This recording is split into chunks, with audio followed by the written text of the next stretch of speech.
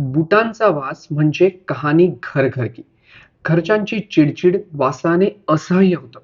Shoe रॅकमध्ये shoes ठेवले तरी वास जात नाही. तुम्ही बुटांच्या वासावर रिसर्च केल्याचं कधी ऐकलंय? नाही? तुम्हाला आश्चर्य वाटेल.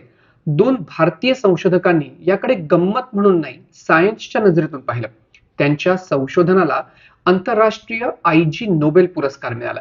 हा पुरस्कार थोड्या हटके, गमतीशीर आणि कल्पक रिसर्चला दिला जातो. आजच्या व्हिडिओत या अवलिया संशोधकांबाबत आणि त्यांच्या संशोधनाबाबत जाणून घेऊ. पण त्याआधी हा व्हिडिओ लाईक आणि तब्येत पाणी चॅनल सबस्क्राईब करायला मात्र अजिबात विसरू नका. दिल्लीतील शिव नाडर विद्यापीठाचे डिझाईनचे सहाय्यक प्राध्यापक विकास कुमार आणि त्यांचा माजी विद्यार्थी सार्थक मित्तल यांनी बुटांच्या वासावर संशोधन केलं. गिटहबवर मला त्यांचं हे पूर्ण संशोधन सापडलं. या सर्वेक्षणात विद्यापीठातील 149 विद्यार्थ्यांनी भाग घेतला, ज्यातील जवळपास 80% ही मुलं होती. यामध्ये काय समोर आलं? 54% विद्यार्थी म्हणतात की स्वतःच्या किंवा इतरांच्या बुटांच्या वासामुळे त्यांना नामुष्कीसारखं वाटलं. 43% म्हणाले ते बूट धुतात, तर 38% म्हणतात ते शूज उन्हात सुकवायचे. तर इतर विद्यार्थी बुटांमध्ये टी बॅग, कधी बेकिंग सोडा, डिओड्रेंट स्प्रे यांसारखे उपाय करायचे. बुटांमधून घाण वास येण्याचं प्रमुख कारण म्हणजे कायटोकोकस सेडेंटेरियस बॅक्टेरिया, जो घामट बुटांमध्ये वाढतो. रिसर्च पेपरमध्ये ते लिहितात, आम्ही अल्ट्राव्हायोलेट रेजचा वापर करायचं ठरवलं. त्यांनी एक कार्डबोर्डचा त्रिकोणी बॉक्स बनवला.